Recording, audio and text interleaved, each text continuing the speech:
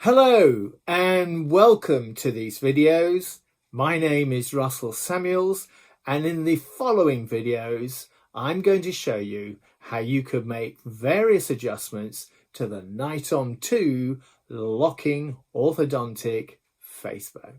So let's go forward and have a look at this piece of equipment.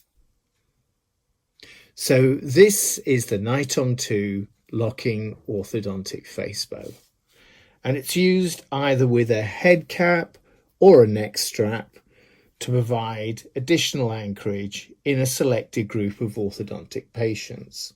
Extraoral traction is still a very useful way of providing additional anchorage in a select number of orthodontic patients.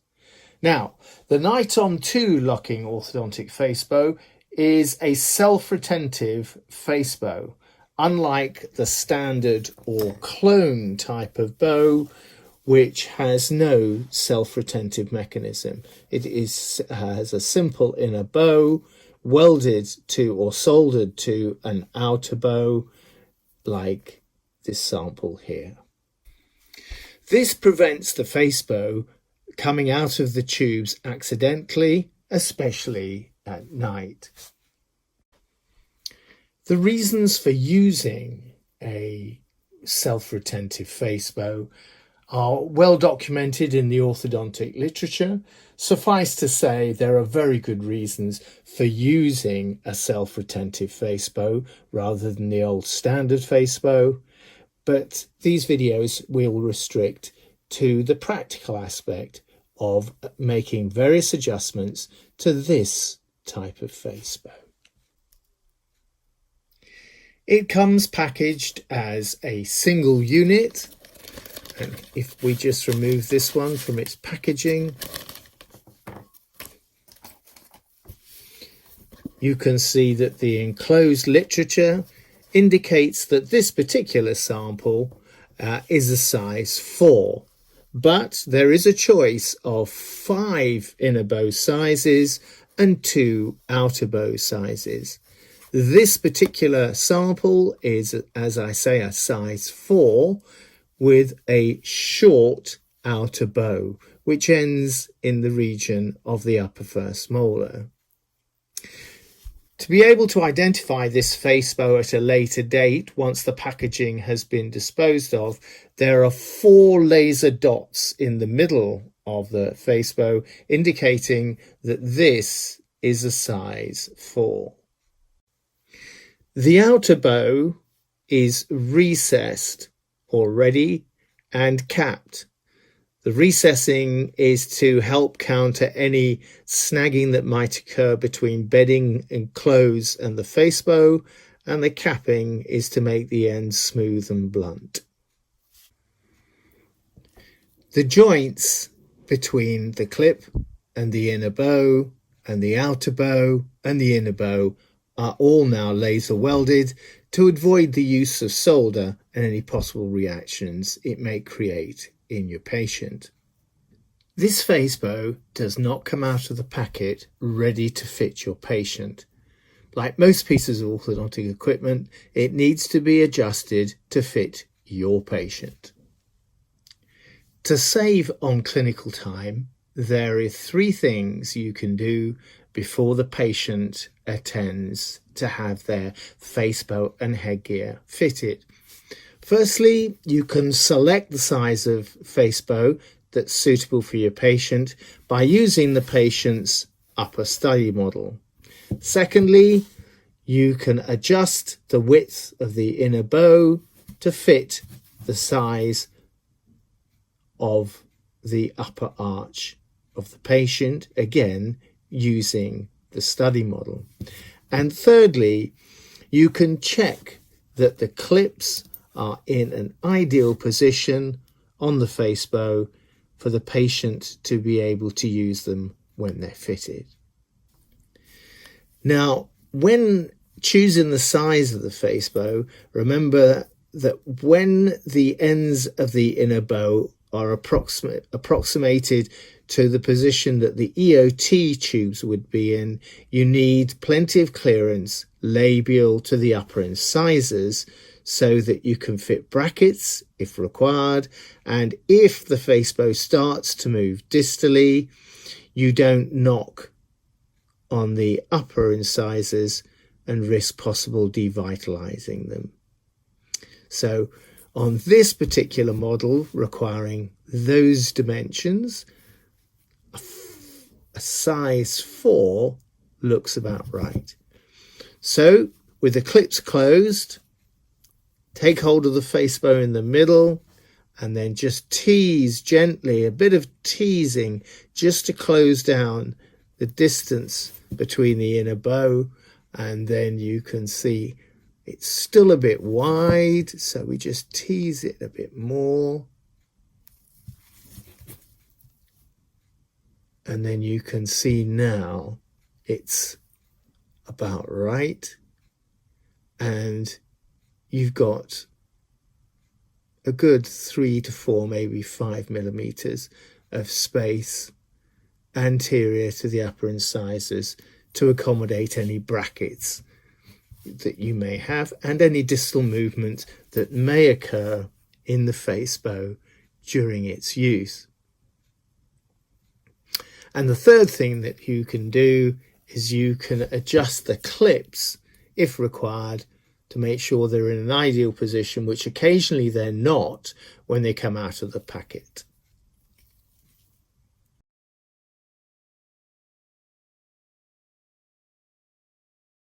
So this is the Facebow I've adjusted up to this point in time, and I'm going to put this to one side for a moment, and I'm going to bring in one that I've already adjusted so that you can see where the clips ideally should be when in use.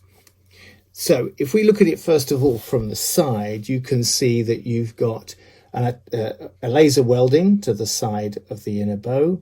Then you've got a helix, flat platform, an omega loop, another flat platform, and then a J end clip. And if I just raise this, you can see it's a J at the end. Okay. So if we look at it from the top, ideally we want the clip to travel next to the inner bow, parallel to it, starting at the weld, through the helix and along the first flat platform, through the omega loop, next flat platform, and the J at the end. And the J needs to cross the inner bow at right angles to the inner bow and leave about 1.5 to 2 millimeters of the end of the inner bow protruding out past the J hook, and the same for the other side. So if we look at this, we can see it does all those things. Now, when the clip is unclipped, it should lie directly below the inner bow. You do not want the clip to be in this position, and you do not want the clip to be in this position when it's unlocked. You want it to be straight and just underneath the inner bow like that. When it's active, it'll have about 30 degrees of activation in it. And if you need to activate it a little bit more, you can get hold of your plier, and just in front of the helix, you can bend it downwards a little bit, making sure you don't swing it out or swing it in, and then you can close it. And the same, you could end the same on the other side. Okay, and then when you've done that, you're ready to go to fit your Facebow on your patient. So let's bring back the patient's Facebow and see how ideal it is when it comes out of the packet. Well, as you can see on this side, the clip does travel parallel to the inner bow, but when it gets to the end, you can see there's too much inner bow sticking out, and the end of the J, or the J at the end rather, is angled. It's angled slightly inwards as it crosses over. It's angled slightly like that, whereas it should be at right angles to the inner bow. So we need to adjust that at the end, and if we look, it actually sits passively in a good position. So what we need to do is adjust the J so it's at right angles, see how much inner bow is still sticking out, and if we need to, elongate the clip a little bit using the Omega loop.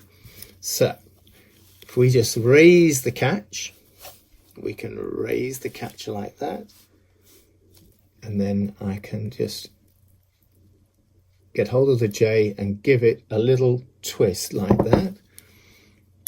And then if we just look at it over there, we can see that's much better, more at right angles, but we've still got a little bit too much of the inner bow protruding. So we're going to go to the Omega loop on the clip and just put it in between the beak of our Adams plier. And I'm now going to just squeeze that curve in the top of the Omega loop a little bit flatter.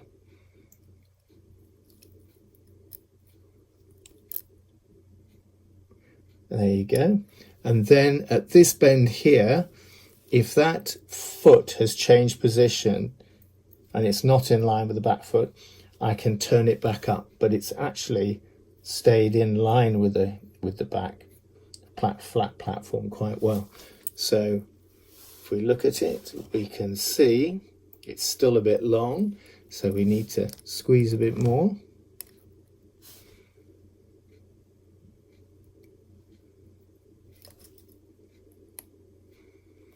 And just there.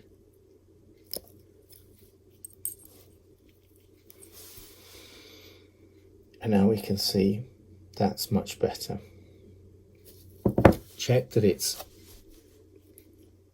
still sticking underneath, sitting underneath the inner bow. It is. How much activation have we got? Oh, not very much. So let's just activate it a little bit, get hold of it here, making sure you don't change its relationship to the inner bow, just down a bit. There you can see, parallel. That J could possibly do with a little bit more adjusting. I'm just going to, can you see I've just done a little bit of a twist in that direction? And I think now it looks a bit more like it. There we go. And if we look at the other side, you can see that the end of the inner bow shows too much, and also you can see the J hook is angulated in a bit. So let's re-angulate the J hook and see how much end of inner bow is still sticking out.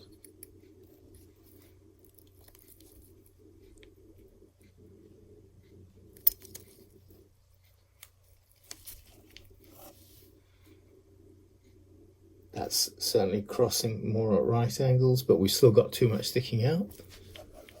So squeeze up, get hold of the Omega loop.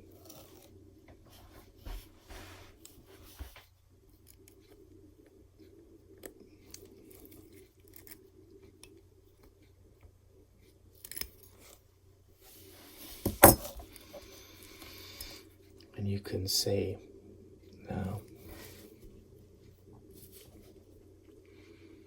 that we've got about the right amount. So if we just check that it's in the right position, passively, sits underneath, could possibly just go in a fraction, the curve starts there.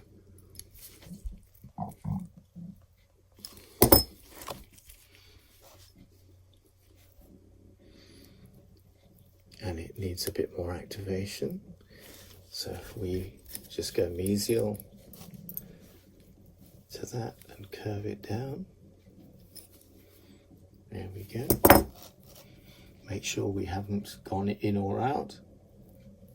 That's good. Now, if we were to be over enthusiastic and push this J hook clip too far down the Facebow, like say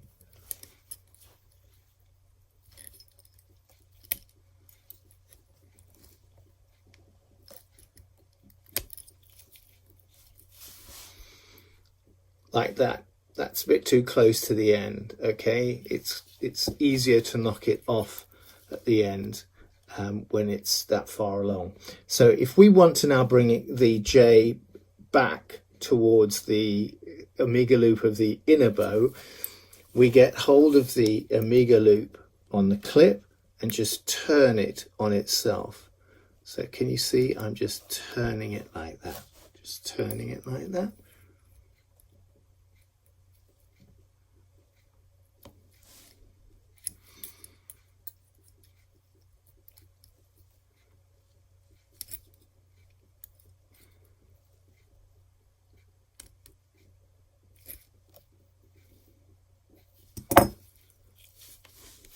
There you go. All right, so that's about right. Okay, so now we have our two clips adjusted to about the correct position. We're now ready to go to the last stage, which is fitting the Facebow to the patient.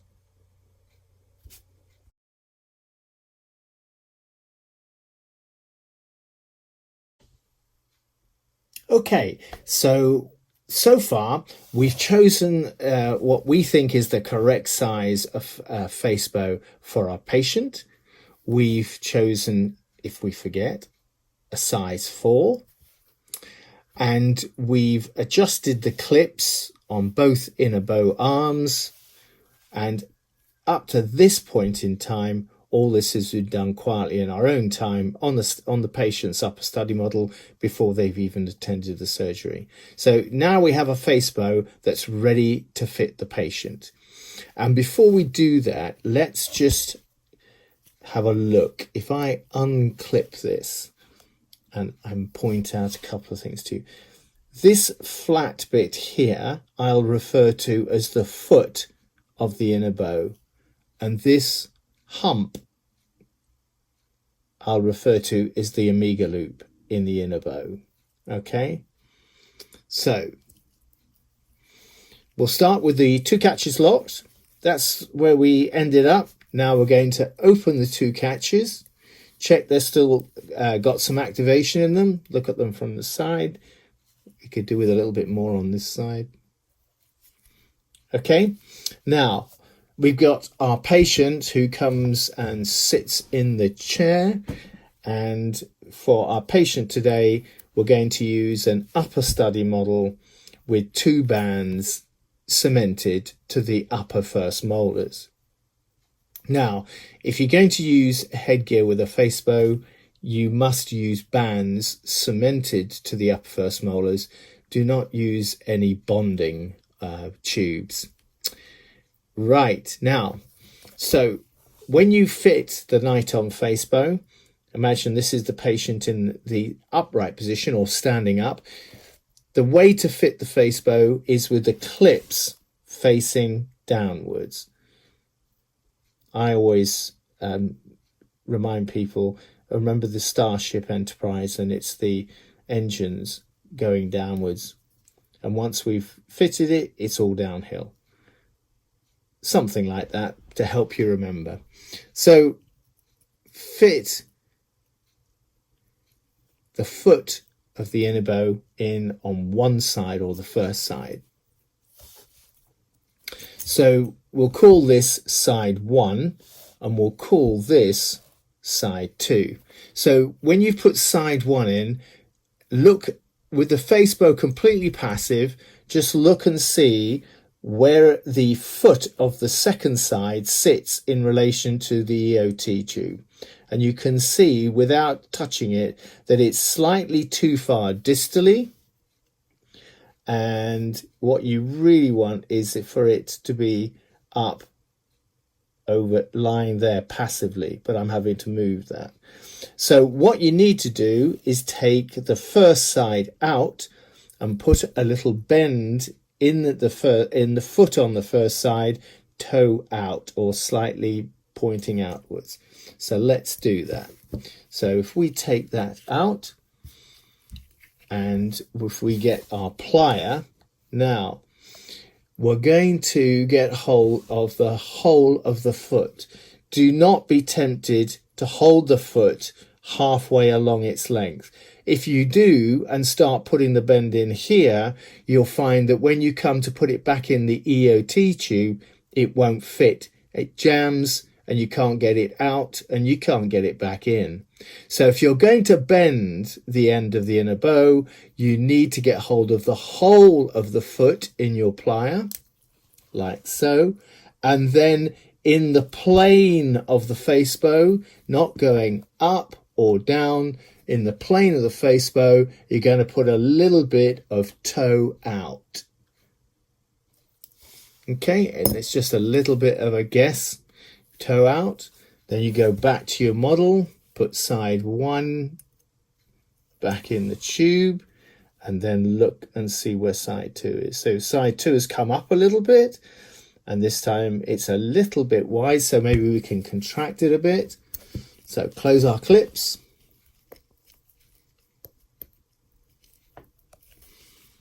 Get hold of the middle, and then just a tiny bit of a squeeze.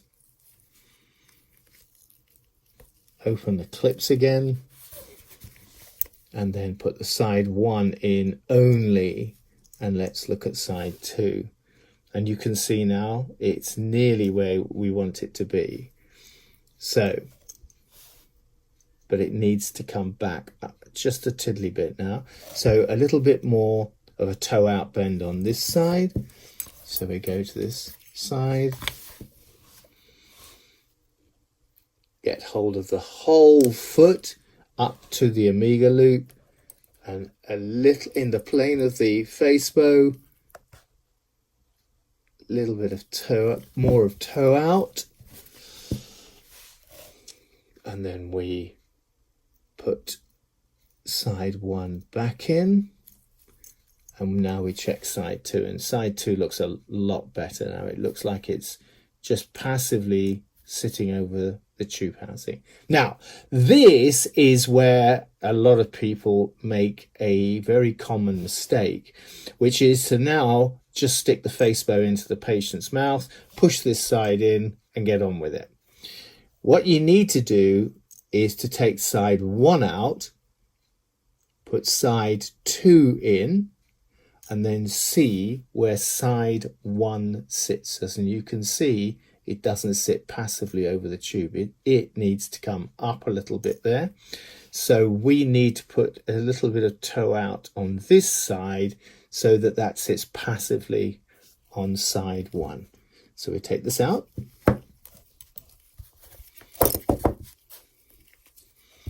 Again, getting hold of the whole of the foot of the Facebow, and then in the plane of the bow, little bit of toe out. Go back to our model, put side 2 in, and now we can see side 1 just needs to come up a tiddly bit more, so we want a bit more of a bend in side 2. So we go to side 2, get hold of the whole foot in the plane of the inner bow, a little bit more of a bend,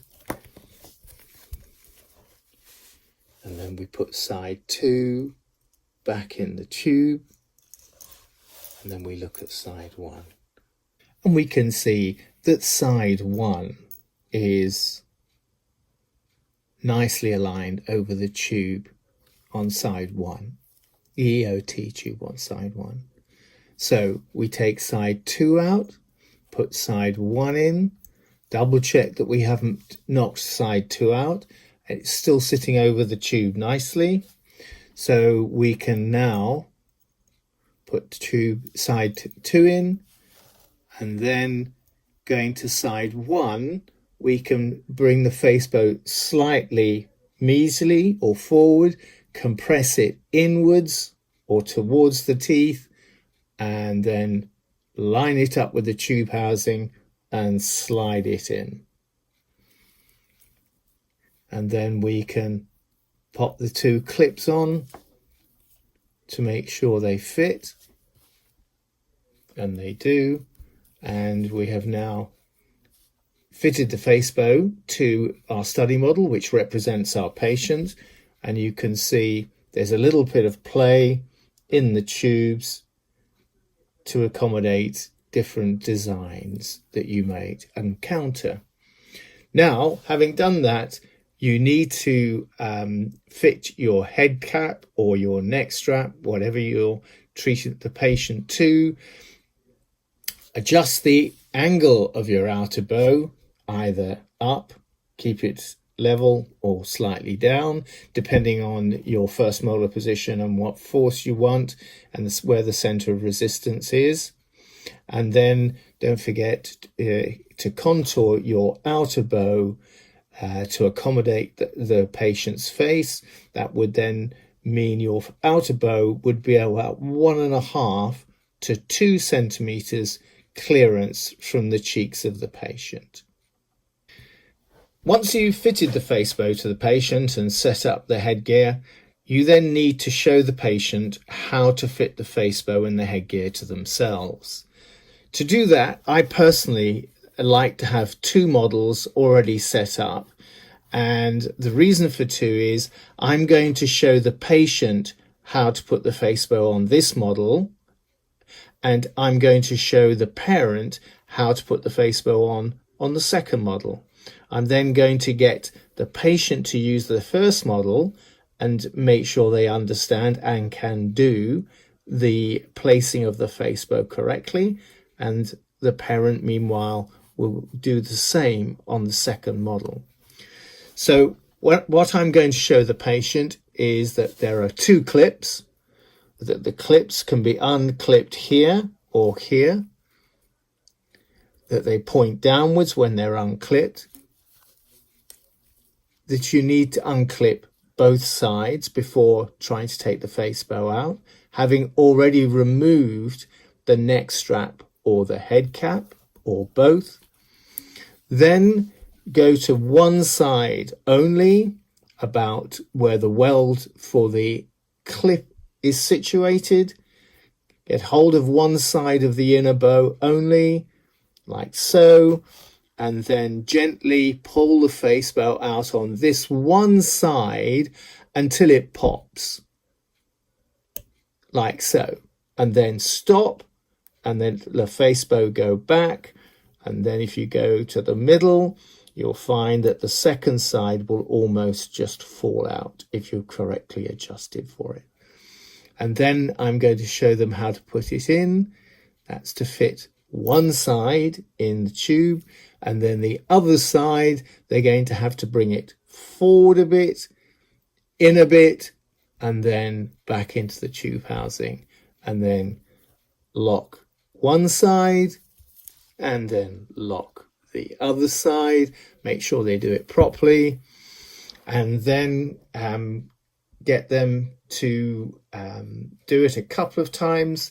Get the parent, whoever's with the child, to do the same, and then show them how to fit their own Facebow in their mouth, and get them to do it viewing the whole process in a mirror that ideally is static, that is attached to a wall or a fitting, so that it doesn't move, and they can have they can see clearly in the mirror to what they're doing. You provide them with some instructions which you go through with them. Okay, these are a set of instructions that I use. If you haven't got a set of these and you'd like a set, you can get these from Ortho-Care. Just contact them and ask them to send you a copy or copies, and you can then copy that and provide it to your patient. Okay, I hope that's been helpful.